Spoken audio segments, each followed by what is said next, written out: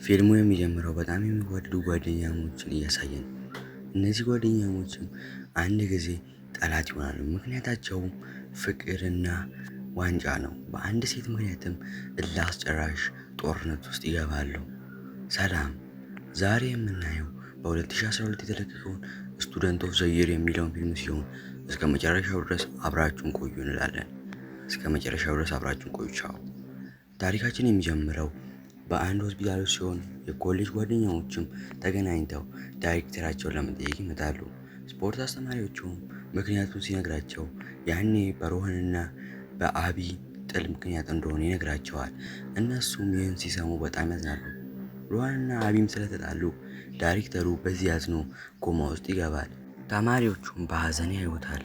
ከዚያም ሱዶ ስለ ታሪኩ ማብራራት ይጀምራል። ከሱዶም ቀጥላ የሽናያ ጓደኛ የሆነችው ኪርቲ ማብራራት ትጀምራለች።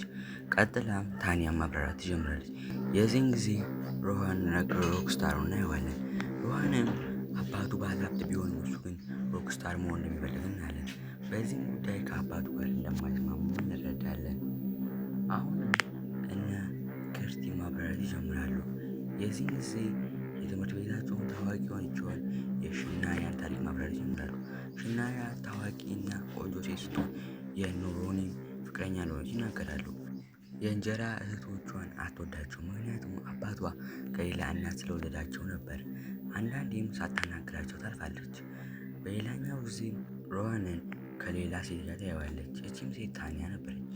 ሽናያን በንዴት ታኒያ ላይ የወይን ቀለም እንደማይለቅ ነግራት ላይ ላይ ትደፋዋለች። በዚህም ታኒያ ትናደዳለች። ሱዶም ማብራራቱን ይቀጥላል። የዚህን ጊዜ ትምህርት ቤታቸውን ሲያብራራ ትምህርት ቤታቸው የእንግሊዞች የነበረ ሲሆን ነገር ግን ህንድነዛ ስትሆን ህንድን እንደወሰደችው ነው። ነገር ግን ይህ ትምህርት ቤት በጣም ልዩ ሲሆን የሚመራውን በአንድ ዳይሬክተር ነበር። ዳይሬክተሩ ሲንጋኒያ ነበር። እዛ ትምህርት ቤት ድሃዎች በስኮላር ሲሆን የሚመሩ፣ ሀብታሞች ደግሞ በብራቸው ተመዝግበው እንደሆነ ይናገራል። አንድ ቀን ግን አቢ የሚባል ተማሪ የድሆችን ከፍታ እንዳመጣ ይናገራል። አቢም በችሎታው እጅግ የሚተማመንና ችሎታም ያለው በባስኬትቦልም አንደኛ እንደሆነ ይናገራል። አንድ ቀንም የሮሃን ፓርኪንግ ላይ ሞተሩን ሲያቆም እነሱ ሱዶ ይቆጣል። የዚህኑ ጊዜ ሮሃን መጥቶ ከፓርኪንግ ላይ እንዲያነሳ ቆሻሻውን ይነግረዋል። የዚህን ጊዜ አቢ በንዴት ቆሻሻ እንዳሉትና ሞተር ነው ይነግረዋል።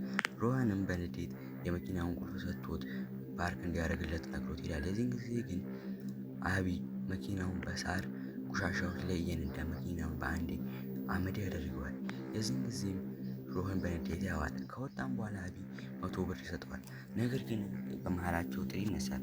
ዳይሬክተሩም ጋር እንደደረሱ ዳይሬክተር ለምን ጻሩ ሲጠይቃቸው ይናደዳል። ከዚያም እንዲታረቁ ያደርጋል። እነሱ ምንም ስለማይችሉ ይታረቃሉ። ዳይሬክተሩን ከክፍሉ ሲያወጡታቸው የዚያኑ ሰዓት አንድ የስፖርት አስተማሪ ይመጣል። የዚህን ጊዜ ሻዩን ላይ ይደፋ የነበረው የዚህን ጊዜ ዳይሬክተሩ ስፖርት አስተማሪውን እንደሚወደውና ለሱ ሸንቀጠመው እንደሚል እናያለን። በሌላኛው ጊዜም አቢመን ሱዶ ይተዋወቀዋል። ከዛም ስለ ትምህርት ቤቱ ይነግረዋል። ደግሞ ቦታም ሊቀመጥ ሲል እሱ የሀብታሞቹ እንደሆነ ሲነግረው አቢ ግን ምንም ሳይጨነቅ ይቀመጣል። የዚህም ጊዜ የነ ሮሃን ትኩረት ይሆናል። ነገር ግን እሱ ምንም አልመሰለውም።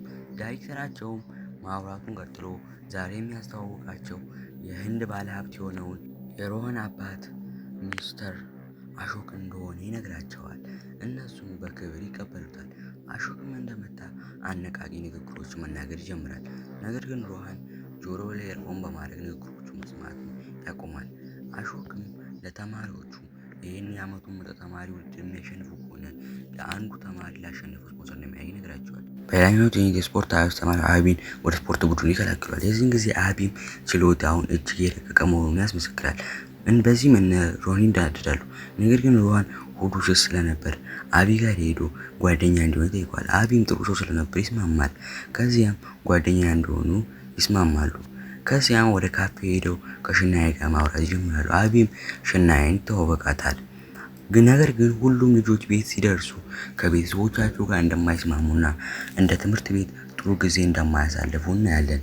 በዚህም ትምህርት ቤትና ቤት ያለው ህይወታቸው የተለያየ መሆኑንም እንረዳለን። በሌላኛው ቀን የትምህርት ቤቱ ዳይሬክተር ለስፖርት አሰልጣኙ በመምጣት ኳሱን እንዲያሸንፉ ያለበለዚያ የሌላኛው ትምህርት ቤት ዳይሬክተር ለ3 ዓመት እንዳሸነፈው ይነግራቸዋል። እናም እንደቀለለበት ይነግረዋል።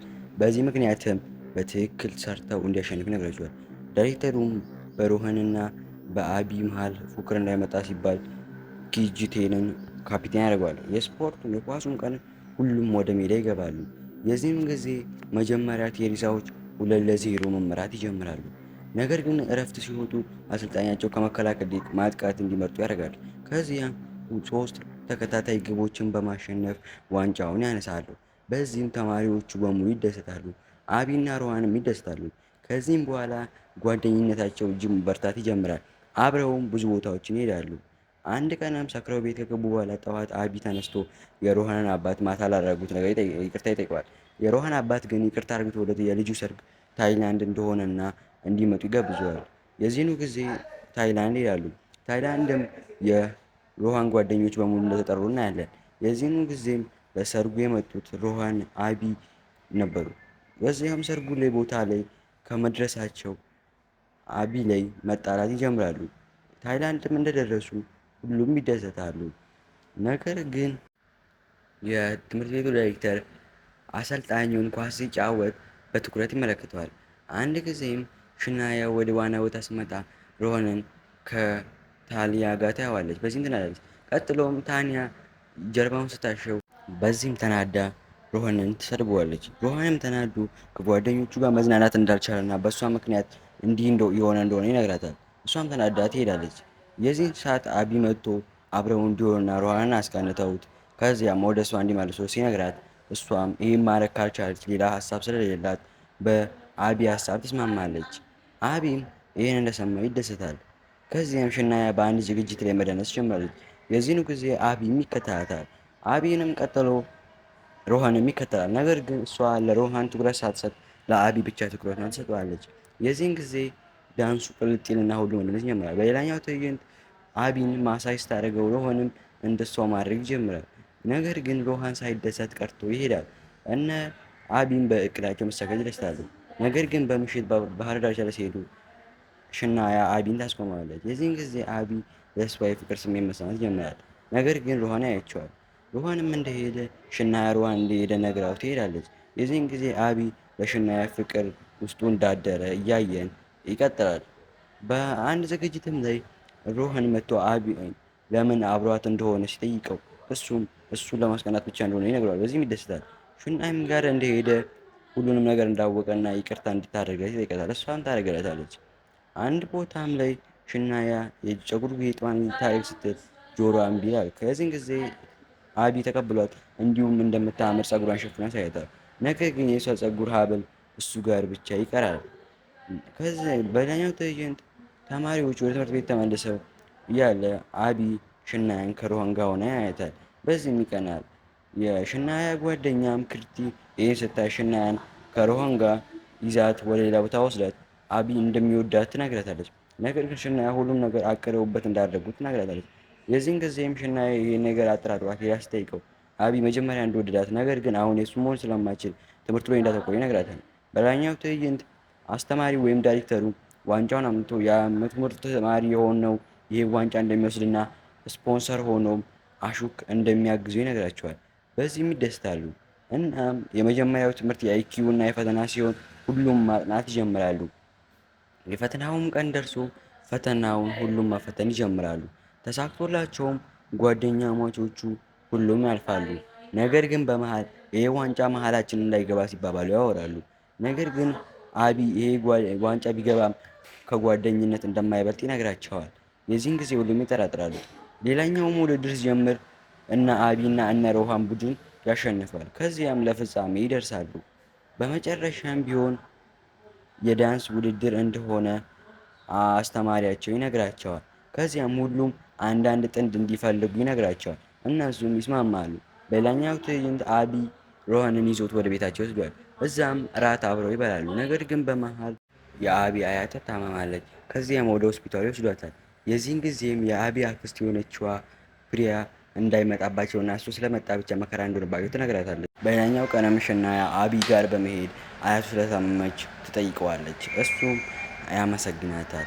ከዚያም ሽናያ ከጠየቀችው በኋላ ቦታውን ለቃ ትሄዳለች። ነገር ግን በዚሁ መሃል የአቢ እናት ትሞታለች። ከዛም አቢ ብቸኛ ይሆናል። አንድ ቀንም አቢ ጋር ስትሄድ አቢ እንድትሄድለት ይነግራታል። በዚህ መሀልም የድሮዋን የሷን ጆሮ ጌጥ ታያለች። የዚህን ጊዜ አቢ እንደሚያፈቅራት ትረዳለች። ከዚያም ስጠይቀው እሱም እንደሚያፈቅራት ይነግራታል። በዚህም ይሳሳማሉ። ነገር ግን ሳያውቁት በመሃል ሮሃን ይመጣል። ሮሃንም ተናዶ አንድ ክፍል ገብቶ ወንበሮቹን መሰባበር ይጀምራል። በዚህ መሃልም በአቢና በሮሃን መሃል ጥል ይነሳል። ሽናያን በመጨረሻ አቁማቸው ከሁለቱም ጋር መሆን እንደማፈልግ ነግራቸው ቦታውን ለቃ ትሄዳለች። ሮሃንም ቤት እንደገባ ከአባቱ ጋር ይጣላል። በዚህ ምክንያት ቤቱን ለቆ ይወጣል። ወደ ትምህርት ቤትም እንደተመለሰ ከአቢ ጋር ፉክክር ይጀምራሉ። ሁሉም ተማሪዎችም ጓደኝነታቸውን ጥለው በየግላቸው ስፖርታቸውን መስራት ለውድድሩ መዘጋጀት ይጀምራሉ። ሽናያ ግን ለውድድሩ መሄድ እንደማትፈልግ ትነግራታለች ለጓደኛዋ። ከዚያም ጓደኛዋ ወደ ሮኒ ድሮ ጓደኛ ጋር በመሄድ አብረው የዝግጅቱ የዳንስ ዝግጅቱ እንዲሄዱ ጠይቋች። እሱ ግን ሽናያ አብራው እንደምትሄድ እንደጠየቀችው ይነግራታል። እሷም በዚህ ትደናገጣለች፣ ምክንያቱም ሽናያ አልሄድም እንዳለች ታውቃለች። ሮሃንንም ፍቅረኛው ታኒያ አብራው እንደምትሄድ ተነገረች። የዝግጅቱን ቀን ሁሉም ምርጥ የሆነ ብቃታቸውን ያሳያሉ። ነገር ግን ሽናያ፣ ታኒያ እና ወፍራም ጓደኛቸው ሱቡ አልተመረጡ ነበር። የቀሩት ያሸነፉት ደግሞ ለመጨረሻው ስፖርት ይዘገጃጃሉ። ሁሉም እንደማይተዋወቁ ሆነው መስራት ይጀምራሉ። በመጨረሻውም ቀን ውድድሩ ይጀምራል። የዛኔም አቢና ሮሃንም እንደ ጠላት ይተያያሉ። ውድድሩም እንደተጀመረ የመጀመሪያው ዋና ሲሆን ቀጣይኛው ደግሞ የሳይክል ውድድር ነበር። በመጨረሻም የሩጫው ትራክ ላይ ሮሃን መጀመሪያ ይደርሳል። ነገር ግን አቢ ይከተለዋል። በመጨረሻም አቢ እና ሮሃን በትንቅንቅ ይደርሳሉ። መጨረሻ ግን ሮሃን ያሸንፋል። አቢም በዚህ ተናዶ ቦታውን ለቆ ይሄዳል። የዝግጅቱን ቀን ሮሃን ሽልማቱን እንዲቀበል ሲጠራ ሮሃን ንግግር አድርጎ ሽልማቱ ለሱ እንደማይገባው ነግሮ ይላል። የዚህን ጊዜም ሱቡ ተነስቶ ያጨበጭበለታል። የዚህኑ ሰዓትም ዳይሬክተሩን ሱቡ መናገር ይጀምራል። ሰዎች ቢያስቆሙትም ማንንም ሳይሰማ መናገር፣ ምክንያቱም እሱ ወፍራም ስለሆነ ሌሎች ወፍራሞችም የእሱን አይነት እድል እንዲያገኙ ስለማይፈልግ እንዲህ እንደሚያደርግና በብዙ አመት ጓደኛ ማቾች መካከል በ30 ደቂቃ ውስጥ ጸብ እንደፈጠረ ነግሮት ተናዶ ትምህርት ቤቱ እንደለቀቀ ነግሮት ዩኒፎርሙን ጥሎለት ይወጣል። በዚህ ምክንያትም የትምህርት ቤቱ ዳይሬክተር ታሞ ሆስፒታል ለመግባት ይገደዳል። አሁንም ሆስፒታል የገባው በዚህ ነበር። ታሪካችን ወደ አሁን ጊዜ ሲመለስ ሽናያ እና አቢ ተጋብተው አንድ ላይ ወደ ዝግጅት ቦታ ይደርሳሉ። አቢም እንደተሳካለት እናያለን። ከዚያም ከሮሃን ጋር እዛው በዚህ ምክንያት ፍልሚያ ይጀምራሉ። የተደባደቡን ሽናያ ለማገላገል ከጓደኞቿ ጋር ቢሞክርም ጓደኞቿ ጸባቸው እንዲወጣላቸው ይነግሯታል። በመጨረሻም ተደባድበው እስኪበቃቸው ከተደባደቡ በኋላ ያቆማሉ። ከዚያም ሮሃን ለአቢ ለምን እንደተሸነፈ ሲጠይቀው አውቆ አባቱ እንዲሸነፍ ስለፈለገ ሮሃን እንዲሸነፍ ስላላረገ እንደሆነ ይነግሯል። ከዚያም ጓደኞቻቸው መሆኑን እነሱ ይታረቃሉ። ከዚያም የታመመውን ዳይሬክተራቸውን ይጠይቃሉ። ዳይሬክተራቸውም እስከዛሬ ላረጋቸው ነገር ይቅርታ ይጠይቃቸዋል። እንደታረቁም ሲሰማ ይደሰታል። በመጨረሻም እዚያው እንዳለ ህይወቱ ያልፋል። አቢና ሮሃንን በመጨረሻ ያን ያቆሙትን ሩጫ ለመቀጠል ይስማሙና በጋራ ሲሮጡ እያሳየን ታሪካችን እዚህ ላይ ያበቃል። ከወደዳችሁ ላይክ እና ሰብስክራይብ ማድረግ እንዳይረሳ።